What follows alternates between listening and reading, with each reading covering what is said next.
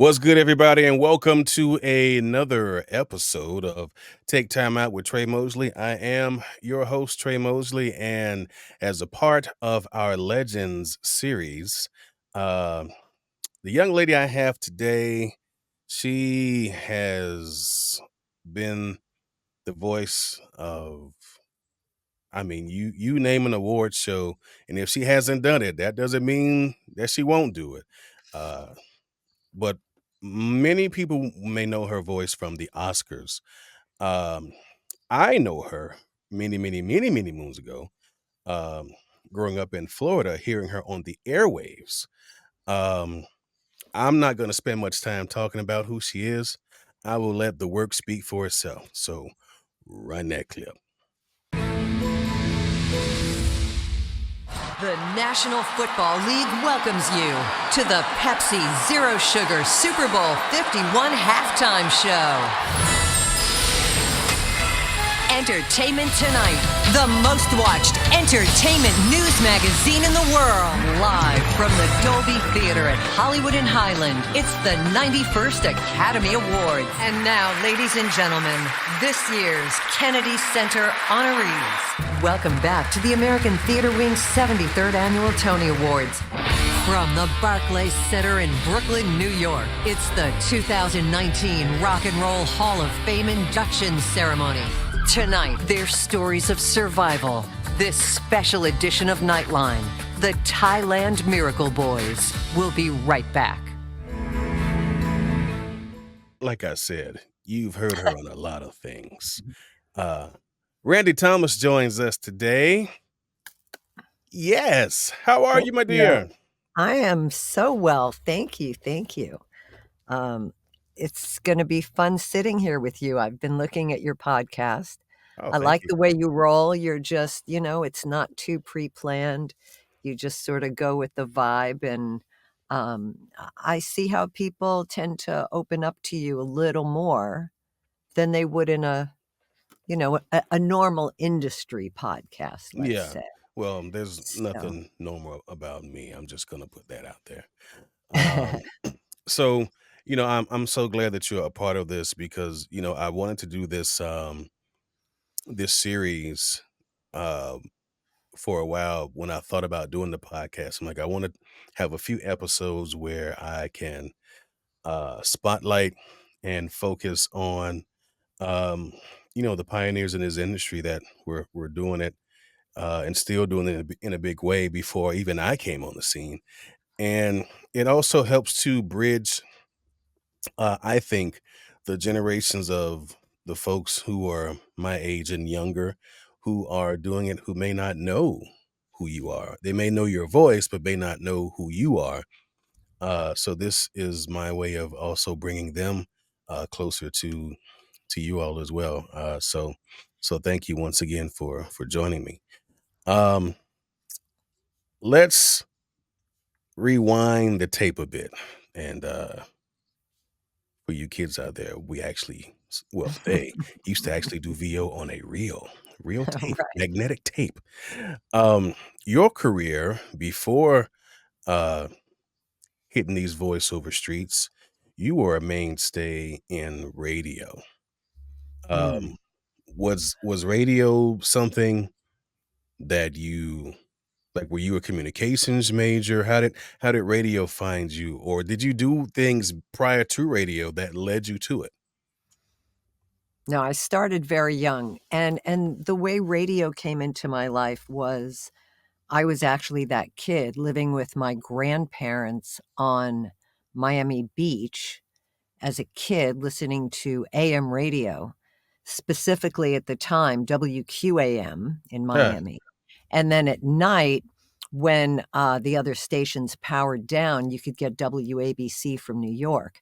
So, and I was born in New York, but then broken family and all that. So we went to live in Florida for a while. And my radio was my respite. It was the thing, most kids get caught reading under the blanket at night when they say Mhm. lights out. I was listening to the radio under the blanket because um, it just enthralled me. The music, the DJs, everything about it, and at the time, there were only men, so I didn't even know, and I don't even think that I thought about, "Oh, if there were only girls that were DJs," like, I didn't think about it that way, Mhm. so the guys led the way, and eventually I found my way in there at 17, 18.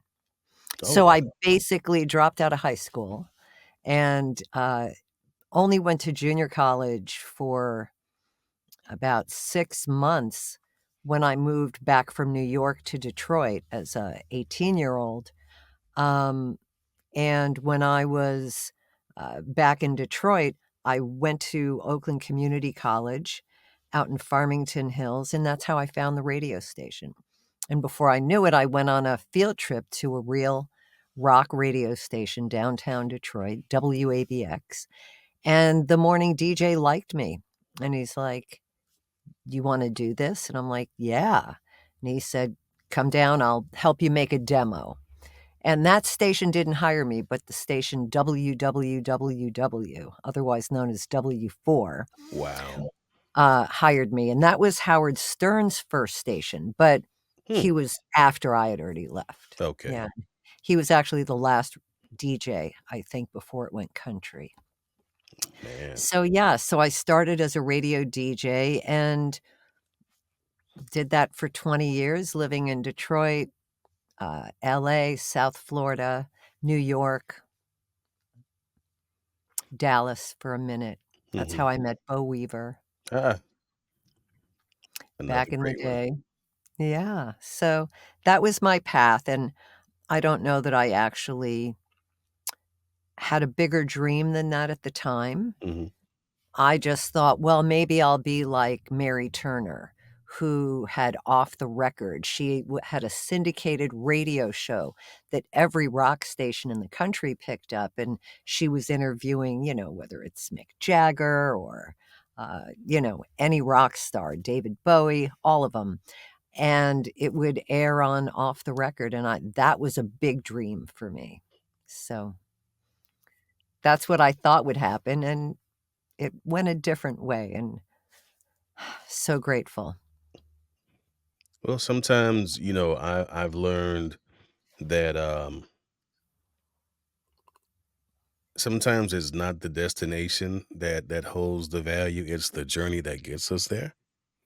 And you find so many different things to be grateful for and be thankful for on the journey. So when you get to the destination, and many of us, I feel we're still on a journey.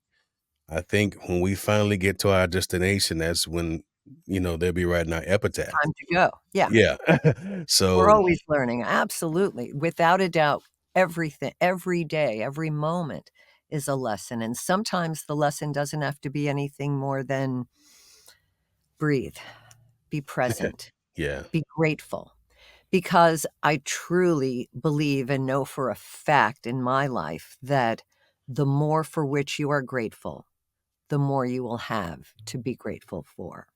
Mm, So if you only see, the problems and the debts, it's going to affect whether or not you attract what you need. So it's where we spend our time. And I've been a meditator for a long time, and it's mhm. really about getting back to your center and being in gratitude. That's Absolutely. yeah. What was it like, once you got in the business and now you're doing some stations here and there? Um, I asked this same question to Rick Party because growing up in Chicago, and then he had a chance to actually be a jock back in his hometown. What was it like for you, leaving Florida, leaving the South Florida area, and then coming back to do radio back home? What was that like for you? It was great, because for me, my life is about connecting the dots alike, and it's also about giving me the grace to get complete with certain things, places that I've been. And South Florida held a lot of memories for me. And when I finally got on the air, which was a battle, I had already worked in Detroit and New York on the radio.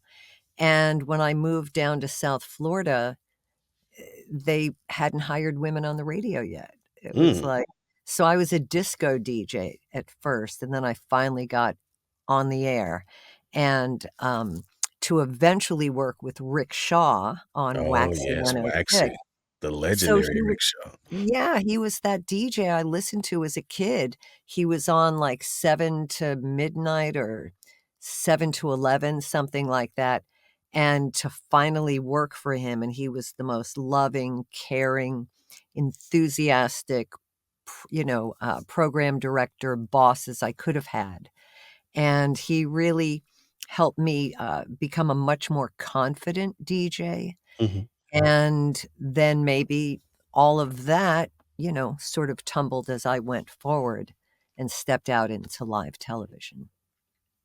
Now you that's a transition that many, uh, be it radio or voiceover, don't have, uh, in their toolbox is doing live TV.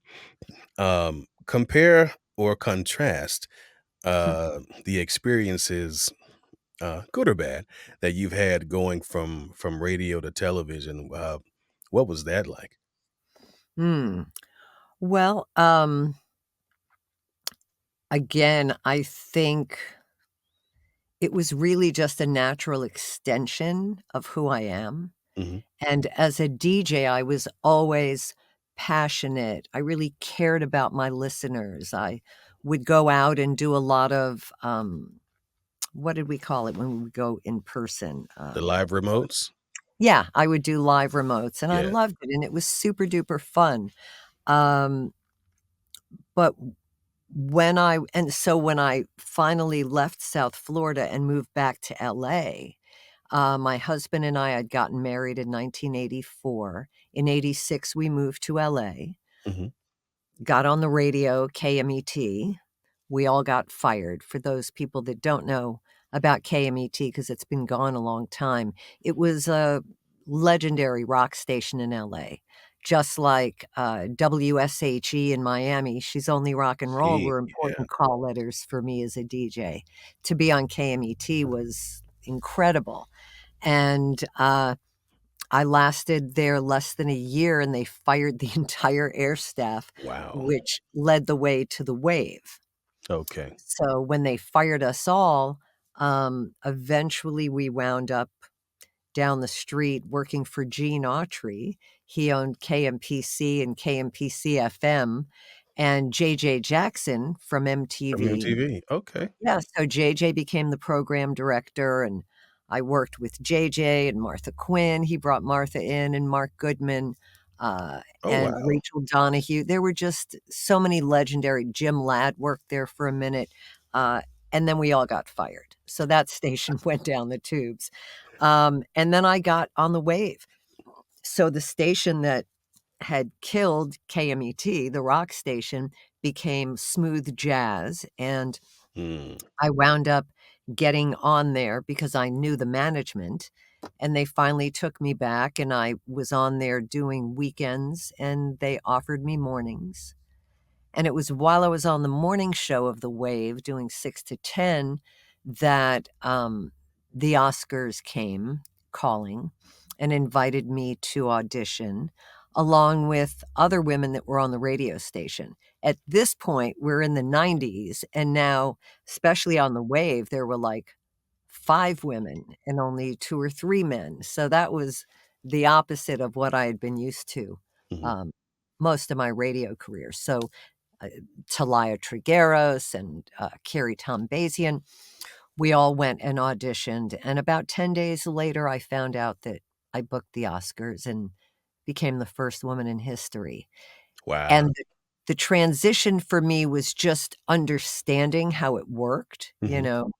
I wasn't afraid of live. In fact, I believe I got the job because they asked me, they said, what's gonna happen when we go live to 100 million people?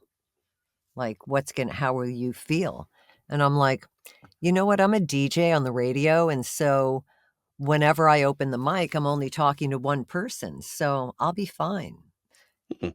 And I honestly believe that however those words came out of my mouth, because I always leave auditions thinking, "Oh, I was terrible, I sucked," and I don't know if it was the audition as much as the reassurance I gave them Yeah. when I told them, "Yes, when the red light's on, I'm at the top of my game." So and that started a whole new career for me. So that very first, award show was your first, like, foray into VO? That was the one? The Oscars was my first. I know, No it's crazy. pressure.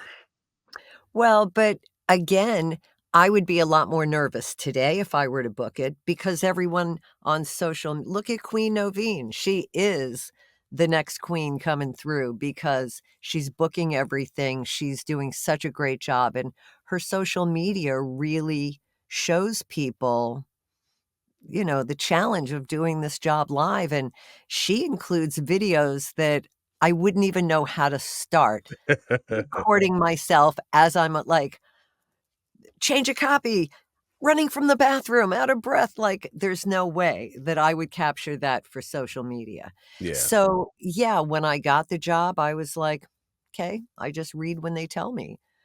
Um, but I'll tell you a funny story.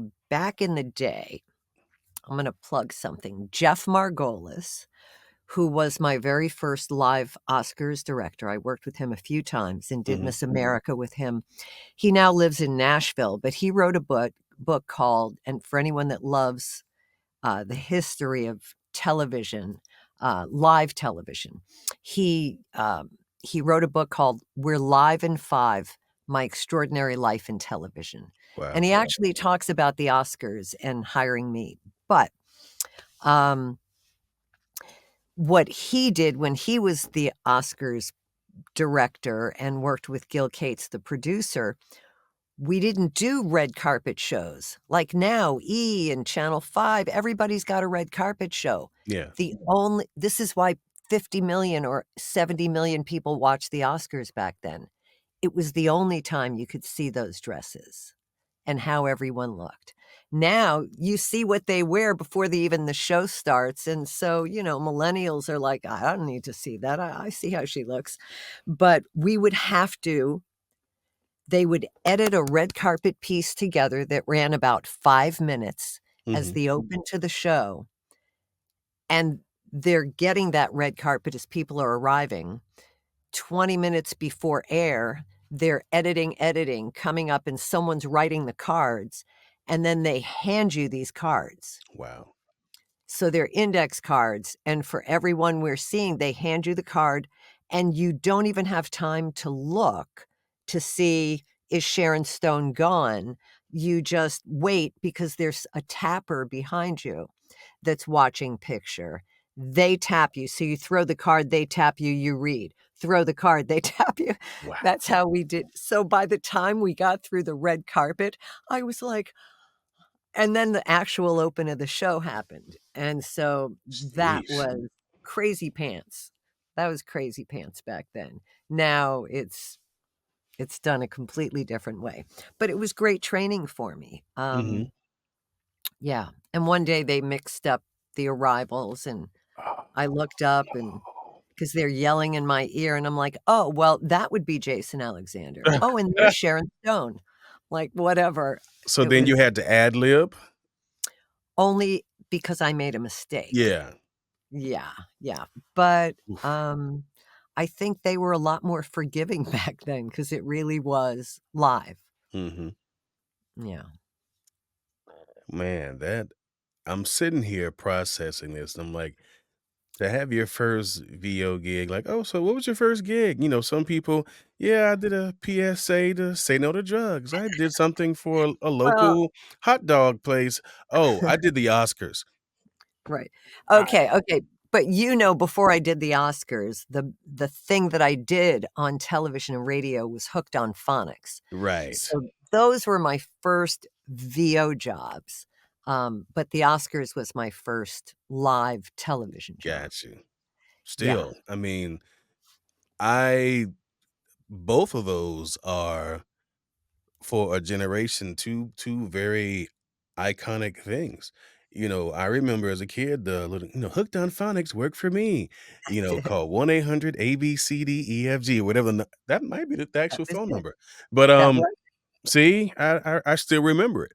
And to go from one extreme to being the Hooked on Phonics lady to right. then, becoming for decades, the voice of many live events. That in itself, uh, you know, if you ever wanted to start off a VO resume, there you go. Um, Well, thank you. I do have something in the works, so, hopefully what you oh, just said is an omen that I should do that. well then, we'll have to get on that Yes. later.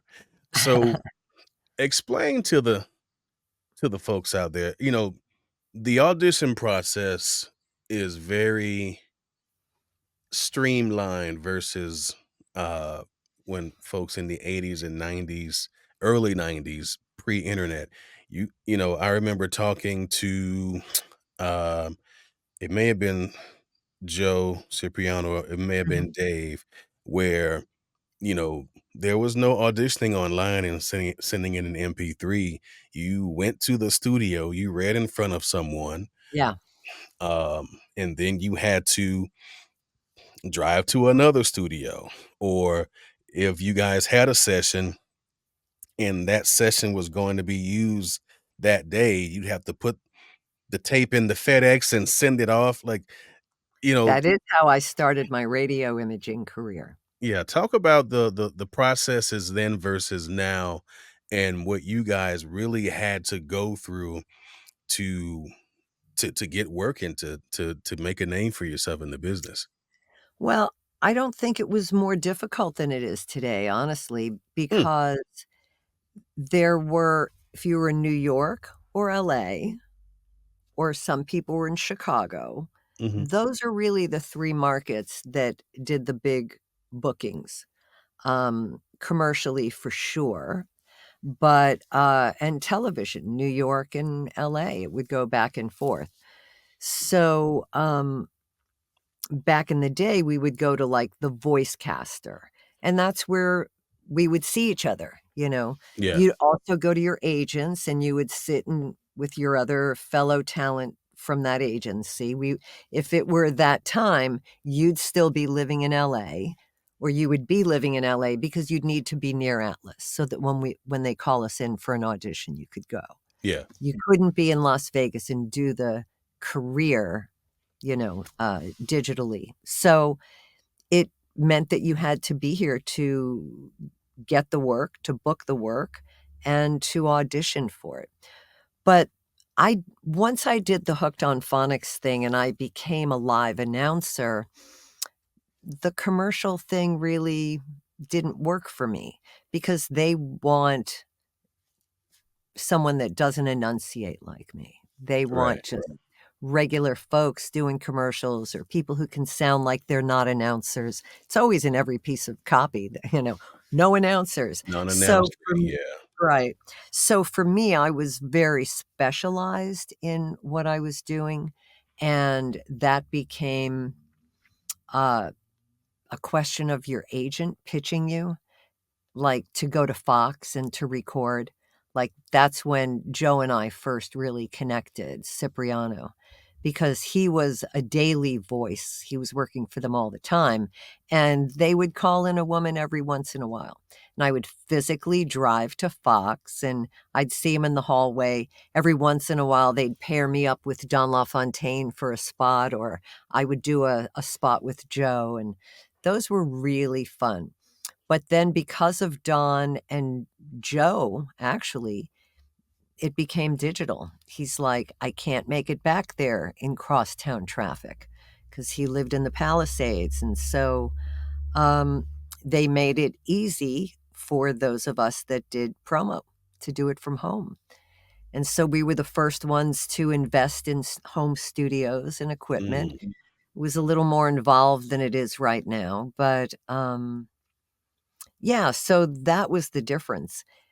Now you're auditioning against so many people, people you have no idea who they're from, where they're from, how many agencies they're pulling in, what amount is being cast elsewhere. We don't know, but you're really competing now. So if you're booking now, uh, like, that's a Oh, real yeah. tribute to your skills because it is so unbelievably competitive. So I think it's harder to make it now.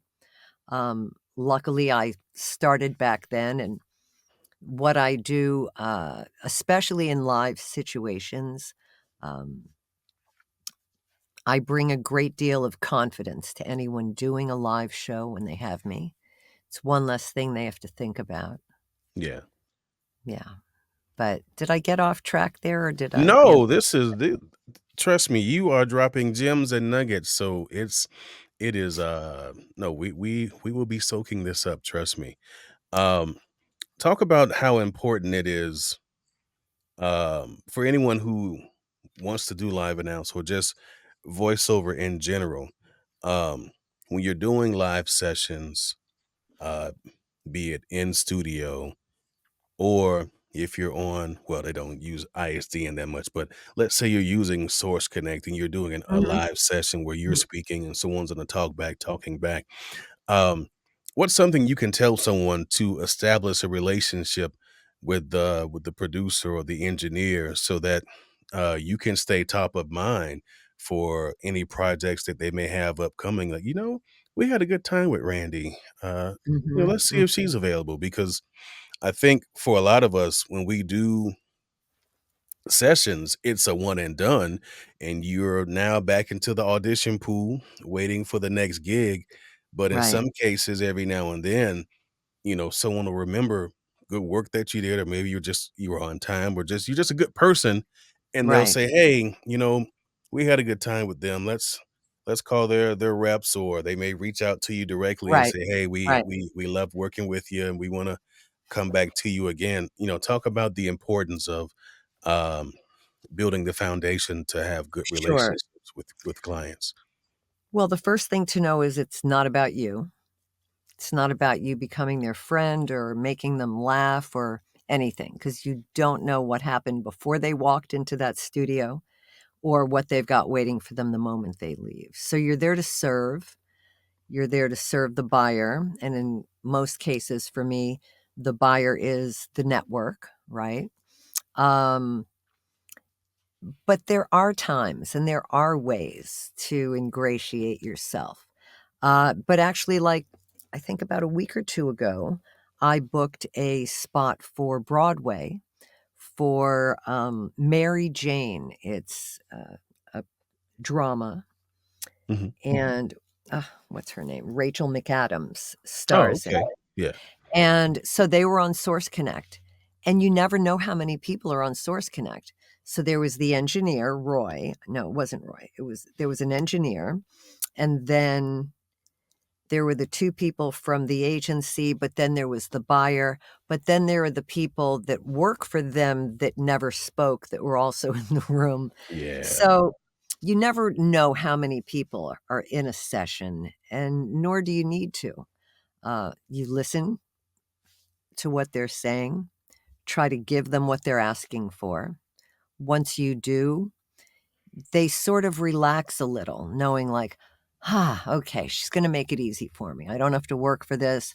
We hired the right person. This is what she does. Um, and so, yeah, like sometimes when you're doing the Oscars, you're, when you're introducing someone, there's that same sound, I guess, that I bring to a Broadway show. But they actually took a much more pulled back read. You know how you do a bunch of takes and you never know which one they're gonna pick? Oh, yeah. But they chose a much lower volume read, and, and it went well, and all you can do is just be gracious. Um, what I like to do is do anything they're asking for, uh, and then when they say, "Okay, I'll sign off on that," now that you've got everything that you're happy and I'm not under pressure, I'd love to just take one more shot at this." And they'll almost always go, "Sure." And for some reason, when the pressure is off, like a little magic can happen. And that's what you hope for.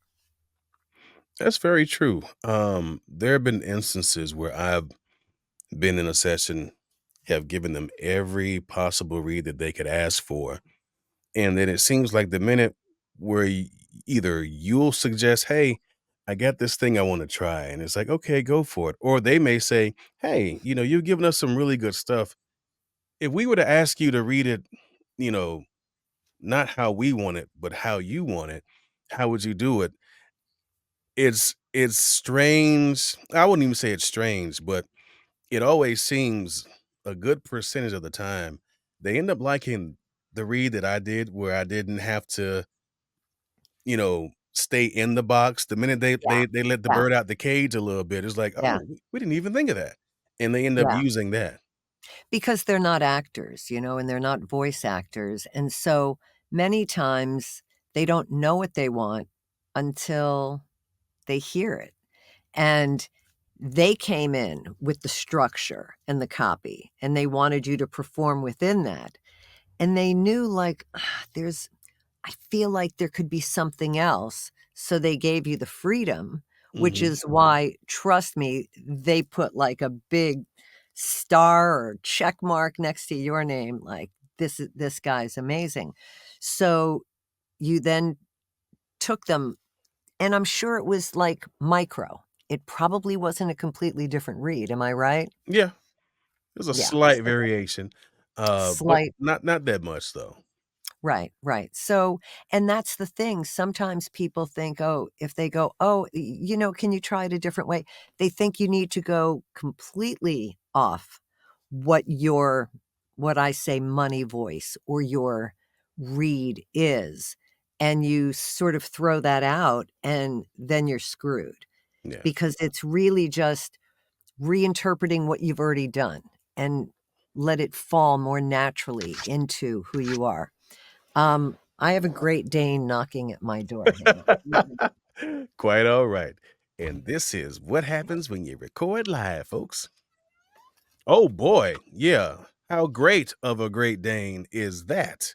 This is Harley the Harlequin. Come here, son. Is That's a he big just? boy. Whew. Yes, yes, yes, my boy. You have to lay down though if you're going to stay in here. Okay, lay down. Go ahead, down.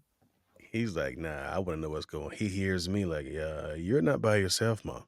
That's funny. Well, if you had a dog, he would come and stand here and watch the dog. He knows the difference between humans and dogs. Smokey, my cat likes to come in here and he'll sit back there on the couch. Every now and then I have to like, what are you doing? Because he'll hop on the desk, he'll look all inside the camera, or he'll sit on my Right. shoulder.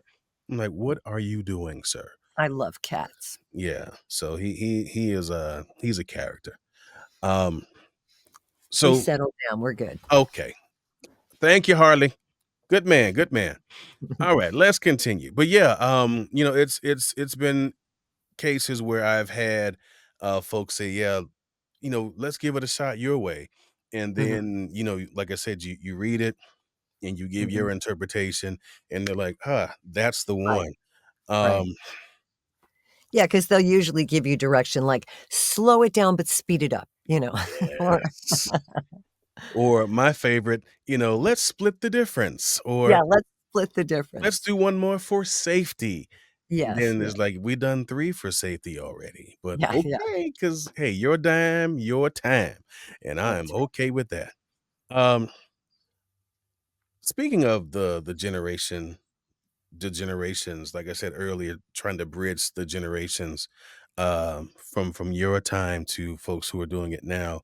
Are there any voice actors you listen to now? Like, do you have some favorites that you like to listen to, or when you hear them, like, Like, "Yeah, that she's good or he's good." Who are some Mhm. some folks that grab your ear? Okay, so I'm the worst at names. I am literally the worst at remembering names. It's actually one of my, I think, worst qualities. Um, so a lot of times I don't know who they are, Gotcha. but what I do love is that, especially in my field, which is promo and live announce, I'm hearing so many women all the time. Like, I turn on NBC, which is not my network, I'm ABC, and I hear more women on NBC that I hear anywhere on any other network, Hmm, in prime time all day, all night.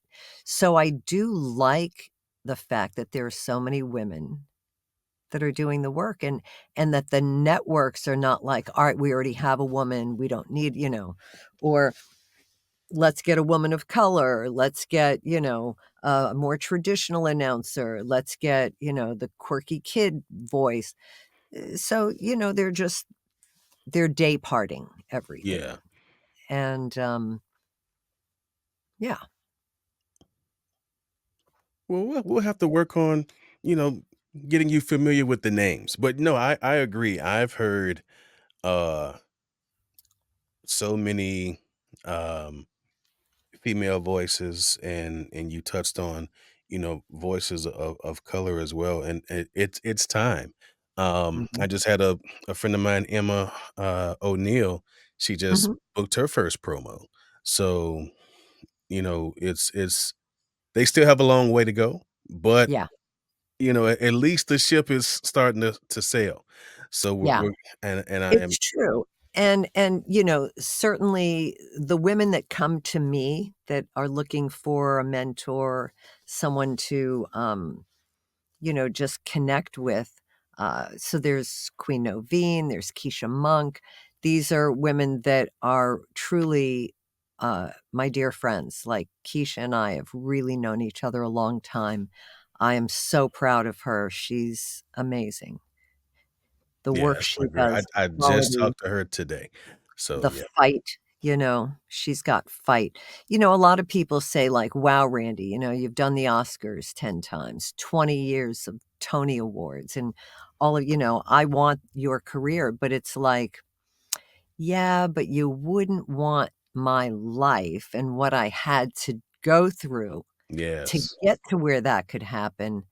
And then even once you make it in this business, there are, ups and downs. You lose a major account, six-figure account, that'll rock your world. Oh, yeah. And I've lost several of them. So until you get them back, you're like, you know, will I ever get back there again? And the truth is you will if you believe it and if you remain not only passionate and grateful, Mhm. but persistent and relentless. I'm sure I'm more annoying than I am anything else, but We'll talk about that. I think, um, for people who are wanting to pursue or even pursuing now, but maybe have had the success that you and I are having and have had, and they Mhm. see the after, like, "Hey, I just heard your promo on this," and, "Hey, good job on doing that." Right. But many people don't talk about that before. And you said, it's one thing to want to have my career, but you don't want to go through what I went through. Tell them now. Like, what did you really have to go through to get where you are? Well, it begins for any of us in childhood, right? Like, what was your childhood like? Who was in your corner? Who made you believe that you were good, that you were talented, that you were, worthy? Um, I find, like, my daughter, for example, she's got no limits. She's got no governor Hey, Rachel. on her, accelerator because I took very close, um, uh, inspection at why I didn't succeed until Mhm. I was older. And it's because I didn't have people that told me they loved me. I didn't have a mother for a long time. My mom is 101, she's in my life now and has Wow. been, but when I was a kid, she was gone. Um, Alcoholic father, just really a very at-risk childhood I got you. that went off the rails, but radio, the very first question you asked me, Trey, radio it's my compass. It really is, because it was what I listened to when I was a kid, when the world outside of my covers in my bed was crazy. That was my security, Mhm. and then once I became a DJ, that became my security. So when I was, on the wave, and that's when I booked the Oscars, 4 months later, they fired me, and at that point, and it wasn't because of anything I had done, someone else wanted my air shift, and they thought, "Alright, Randy's gonna be fine, let's tell her move on," and I did, but that's how I moved into television, Mhm. but it took me a long while to realize I'd spent 20 years on the radio, like, who am I if I'm not a DJ working for whatever call letters? Sure. I really couldn't identify who I was, but I sort of stumbled through this opportunity called voiceover. And my career, I was on that fast track because when you're the first woman in history or the first person in history to do anything, a lot of the opportunities open for you Oh, yeah. because, especially in our industry, nobody is proactive.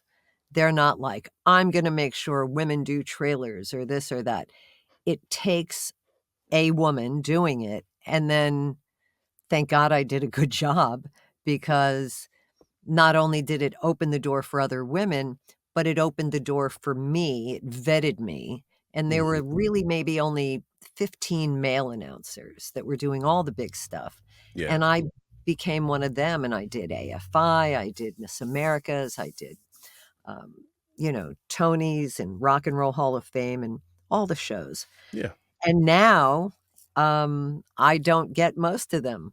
There are other women that are auditioning and up for it now, and I think it's great because I've done the arc. I don't feel like I need to accomplish more. Would Right. I like to do the Oscars again? Yeah, of course. It's a fun job. It's always amazing, and especially with a new producer. Um, but yeah, I think as you are in this business, and as long as you take care of your health, your physical health, your voice, your moneymaker, I think you can work as long as you want to. Peter Thomas was a mentor of mine in Naples, Florida, and, what's the show that Peter Yeah, they talk kill about you? legend. What was, Forensic Files. Forensic Files, Peter Thomas, 91 years that old until his last day, that guy was still narrating. right, right. Yeah. Roberta Solomon, who's a Atlas voice talent, she would tell me that she loved his voice so much that she would go to sleep listening to for A having it on lot of TV. people yeah. I couldn't sleep with that kind of information going on. That Yeah, that may I'm look sorry. creepy to go to bed to. I remember hearing his voice before I knew who he was, but watching the Forensic Files, I'm like, "Why does his voice sound familiar?" He did a commercial campaign for natural gas back in the Yeah, '80s. I'm like, "That sounds like the guy from Natural Gas," and I had to go on YouTube and find the commercial, and sure enough, right. it was Yeah. him. Oh, he So was, Have a Coke and a Smile. He was, um, Black Gamma. I don't know, it was some fur that women and he would do L'Oreal or yes. whatever, things like that. Um, Kevin Gershon from Entertainment Tonight and I did a little docu-style video of Peter Thomas and his career. Mhm. Have you ever seen it? I have not, but, Oh, I'm gonna please, send it to you. yeah. I'll send it to you, and it's narrated by Peter Cullen. Oh, What's his character? Optimus Prime, yeah, Optimus I Prime. It's narrated by Optimus Prime. wow. So, it's only about 8 minutes long, and it's a and the I'm so grateful because, uh, Peter got to see it before he left Oh, that's us. cool, yeah. His wife died, Stella, who you'll see in the video, and maybe when you post this, we'll put that link in there for Yeah, people to watch it. Um, his wife, Stella, who was his everything. And who hears the name Stella, and what do we automatically think? um, Marlon what's the movie? Brando. Yeah, Streetcar Named Desire. Yes. Stella! So, Stella was, his everything, and when she died, he never really recovered, and Mm. he left us, I think, a year or 2 after. It was You too know, they much for say him. that happens, that when you're together that long, when one passes away, it almost seems natural that Mm. shortly thereafter they go too, because they don't I wanna think I be read here. recently a husband Mhm. and wife, and it wasn't suicide. They actually passed together, a husband and wife Wow. holding hands. Like, you know you've lived a good life if you get to just hold your loved one's hand, close your eyes, Here we uh, go. and transition. That would be amazing. And I also heard that a man who had been I think it was a man, he took care of elephants Mhm. for decades, and when he died, this one elephant died within minutes after. The Wow. elephant, Wow. like so do you think people can come back as an animal? Do you think we always have to come back if we've had past lives as a human? You know, reincarnation is one of those conversations that fascinate me because, um, there are some who believe that we can and some don't. But I like to lean on the side that if I was able to come back, uh, I don't know what I wanna come back as or who, but I feel like if I was able to come back, not that I would remember, but there would be things that maybe I didn't do in this iteration that hopefully I'll be able to do in the next iteration. Hmm. Um, so yeah, one of those metaphysical things that I think about, uh, but you never know. Well, I Speaking believe in it very well, much. I do believe in it. that's Yeah. cool. Yeah. You never know. Speaking of first, before we wrap up, you Mhm. you mentioned,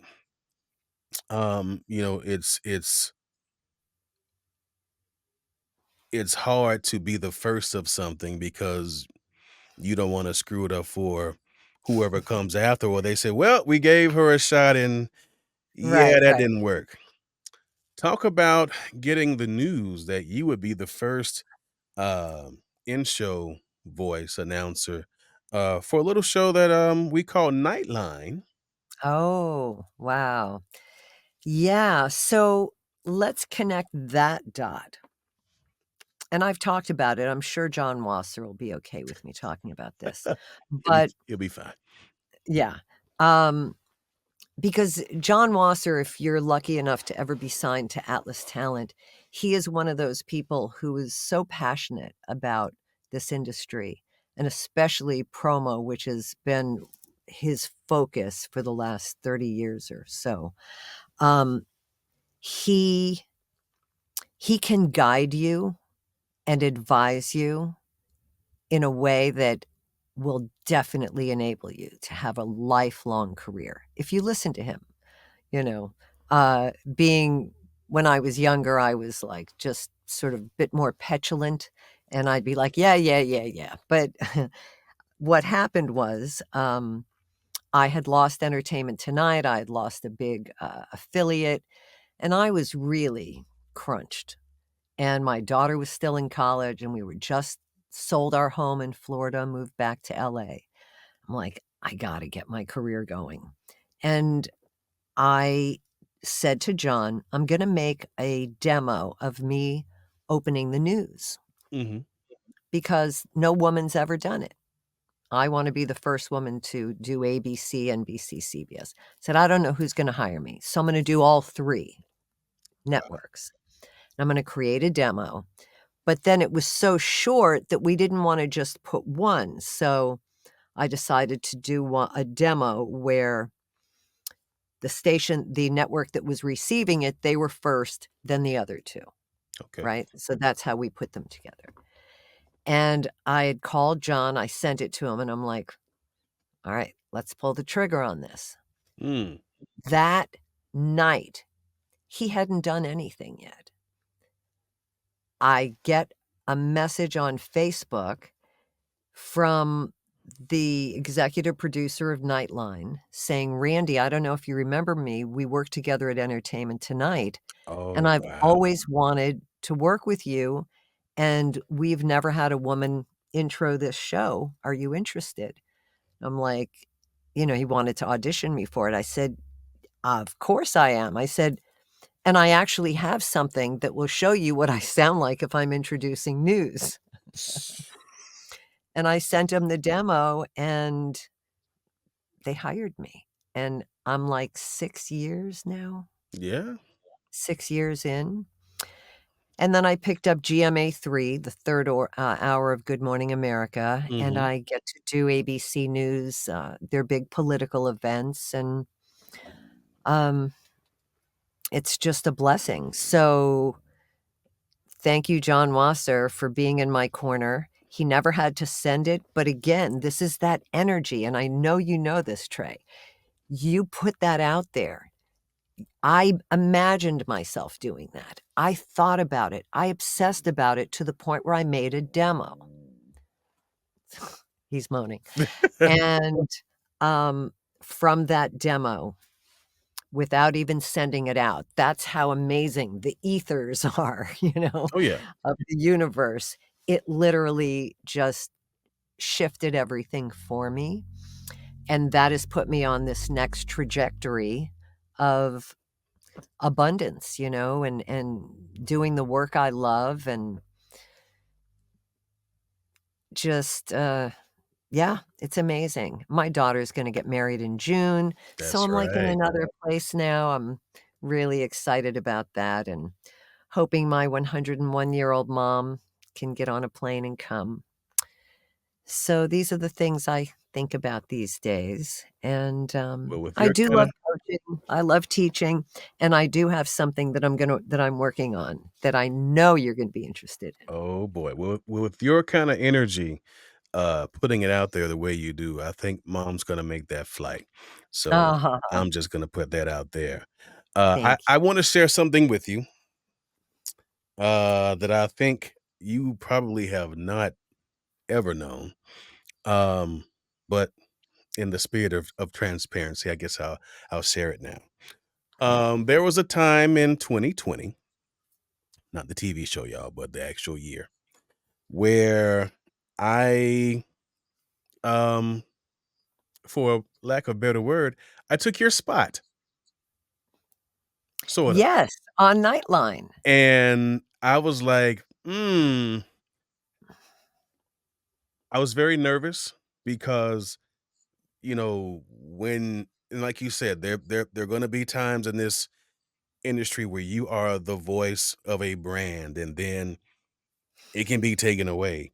And I'm like, I have befriended this woman over the years. She's a good friend. And now to have been told, hey, they got this 6-part mini series thingy, and you're gonna be the invoice announcer. I'm like, have y'all talked to Randy about this? So I was very nervous, not for the work, just, and at that time, I had never been in a situation where I was replacing a colleague or Mhm, a friend to do something. mhm. So it Right. really had me kind of rattled. And I remember you texting me, and I'm like, oh shit, she knows. And you just said, "Hey, congratulations. I know you're gonna kill it. If you have any questions about, the Nightline crew to hit me up." And I'm like, "That's not what I was expecting at all." So, I'm saying publicly, thank you for Aw. welcoming me, during that brief stint, because I was very just like, I hope this is not a bridge that burning or anything like that, and you were just No, and you you were very rocked it. gracious to me, so I I wanna remembered say thank you. listening. And, really, that goes back to Don LaFontaine, and that is that he would always say, even though the field kept getting increasingly more and more crowded, Mhm. he would say, "There's enough work for us all to go around." And I wasn't sure that he was right, but there is. So, there someone no one will ever take what is yours, because if it's yours and it's meant to be, it's it's for you. It's no one's gonna walk your path, no one's gonna, uh, have the experiences and everything within you that you bring to every piece of copy that you read, you Right. know? It's your life that gives you the inner life that you can take a piece of copy and interpret it. That's what we do. Absolutely. So, your choices are your choices, and that's what makes you so special. Well, I feel better now. Aw, Um, thanks for reminding me of that. That was very sweet. yeah, that was, that was and it was a highlight in my life because I had done at that time, I was really starting to make my name in the promo world. I had done some Mhm. in-show narration for other shows, but I, like you, to be called to do Nightline, that's huge. So I'm like, Yeah. "They won't let old me? Okay, hey, let's go." So, a real, cool project, uh, Mhm. to be a part of. So, yeah, that was dope. Well, Alright. and once you're in the ABC family, they remember. So Oh, that indeed. Yeah, yeah, they still call. So that's a good that's thing. good. Yay, right? They Alright. still I just did some stuff for, GMA3 a couple of weeks ago. Um, I did a promo spot for them. So, yeah, ABC is Yeah, by far and, I haven't worked with the other networks yet, but ABC treats me very good. right. So, Isn't it funny that I started my career going, "Call 1-800-ABC," and now I'm ABC. it was I in the love it. stars. It was in the stars. Into stars. Alright, Trey, thank you for this. This was fun and yeah, I No, it's wasn't all nervous. good. Before I let you go, I ask all of my guests one question to end the show. So the name of the podcast is called "Take Time Out."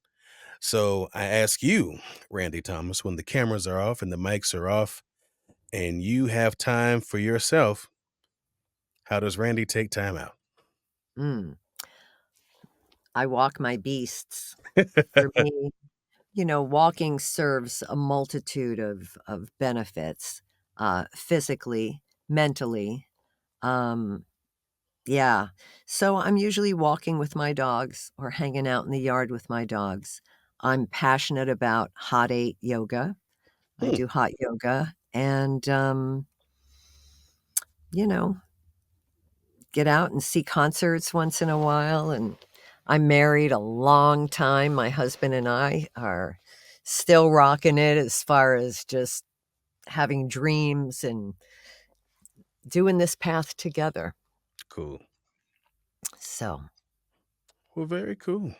Um, if folks want to follow you and see what's going on in your world on social media, how can they mhm. reach you? So Randy Thomas VO on Instagram as well as, X and, Facebook, just Randy Thomas. I have a page called Randy Thomas, the voice artist, but just my personal page is fine. Because if Gotcha. you're in the industry, it's okay, it's all good. There you go. Well, I have had an absolute blast with you, and thank you so much for hanging out and giving me a piece of your time today. You got it. Like I said, this has just been for me a true gem of a conversation because that's I don't even see it as an interview. It's just two friends having a conversation. That's it. So, You you know, that's what you said it was, and it really was, so so thank you. I thank you for that. And I thank you all for watching, and we will see you next time. Thanks for listening to the Take Time Out with Tre Mosley podcast, part of the Titan Media Network. You can find us on Spotify, Apple, iHeart, or wherever you get your podcasts. To see the video version of this, you can find us on YouTube on the Take Time Out with Tre Mosley YouTube page. Thanks for listening, or thanks for watching. Either way, we'll see you next time.